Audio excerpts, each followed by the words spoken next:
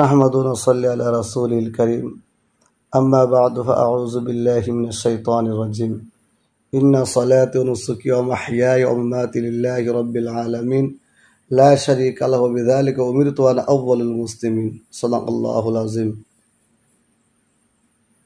আলহামদুলিল্লাহ একজন নবীর সাহাবী ছিলেন তলহা ইবনে বরা রাদিয়াল্লাহু তাআলা আনহু। তলহা রাদিয়াল্লাহু তাআলা আনহু একজন ছোট শিশু বালক সাহাবী ছিলেন। ছোট বালক সাহাবী একদিন রাসূল আকরাম সাল্লাল্লাহু আলাইহি ওয়াসাল্লামের দরবারে তিনার আব্বা বরা রাদিয়াল্লাহু তাআলা আনহুর সাথে নবীর দরবারে আসলেন। নবীজি সাল্লাল্লাহু আলাইহি ওয়াসাল্লামের তালিম শুনলেন। তালিম শোনার পর সকলে ছুটি হয়ে গেছে, সকলে যার যার বাড়ির দিকে রওনা হয়ে গেছেন। কিন্তু যুবক ছোট বালক সাহাবী তলহা রাদিয়াল্লাহু তাআলা আনহু কিন্তু জায়গা থেকে উঠছেন না। সকলে যখন এখান থেকে চলে গেছে, তো তলহা রাদিয়াল্লাহু তাআলা আনহু বালক সাহাবী তিনি বসে রয়েছেন, রাসূল আকরাম সাল্লাল্লাহু আলাইহি ওয়াসাল্লামের চেহারার মুবারকের দিকে তাকায় রয়েছেন।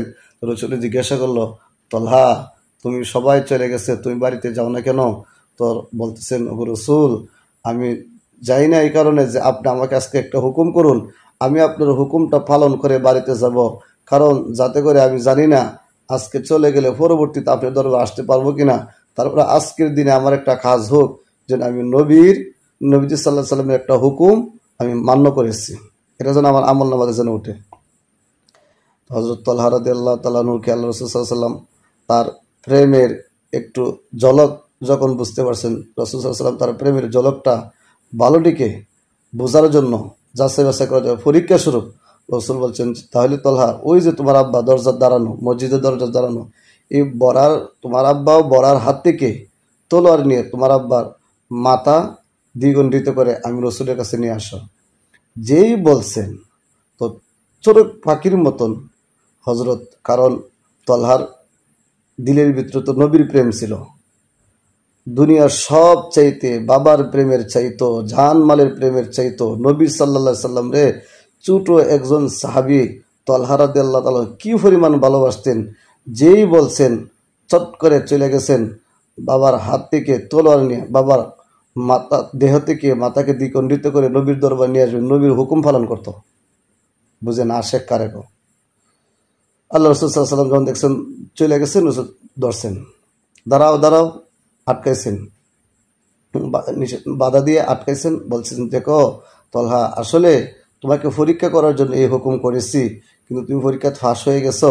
তবে শুনো, আমি রাসূল সাল্লাল্লাহু আলাইহি সাল্লাম কোনো সন্তান দিয়া বাবার কল্লা আলাদা করার জন্য আসি নাই, বরং আলাদা ওলাদেরকে একত্রিত করার জন্য আমি রহমতুল্লিল আলামিন দুনিয়াতে এসেছি। তোমাকে শুধুমাত্র পরীক্ষা করেছিলাম তোমার অন্তরে কি বাবার মহব্বত নাকি নবীর মহব্বত। আলহামদুলিল্লাহ তোমার অন্তরে তোমার জানের চাইতে তোমার বাবার প্রেমের চাইতে সব কিছুর চাইতে তোমার অন্তর রাসূল সাল্লাল্লাহু আলাইহি সাল্লামের প্রেম আছে। তুমি হলেন খাঁটি একজন আশিক মুমিন।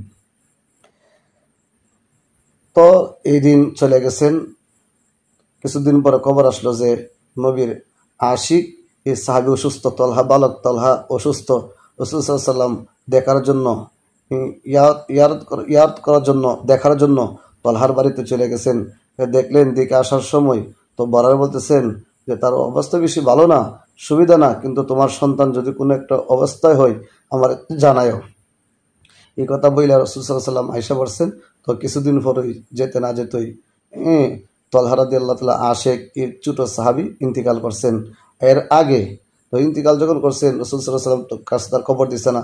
রাসূলুল্লাহ সাল্লাল্লাহু আলাইহি সাল্লাম কিছুদিন পরে জানতে পারছেন যে বরা রাদিয়াল্লাহু তাআলা তলহা রাদিয়াল্লাহু তাআলা মারা গেছেন। তো বরা রাদিয়াল্লাহু তাআলা ডাকলেন, বরা রাদিয়াল্লাহু তাআলা আসলেন। তুমি তোমার সন্তান ইন্তিকাল করছে আমার জানালেন না কেন?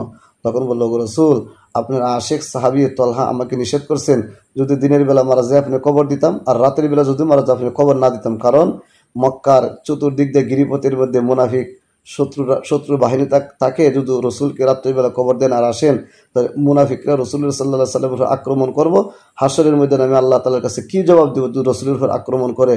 এই জন্য আপনার আশিক সাহাবীর ওসিয়ত মানতে গিয়ে আমি আপনাকে রাত্রি বেলায় খবর দেইনি।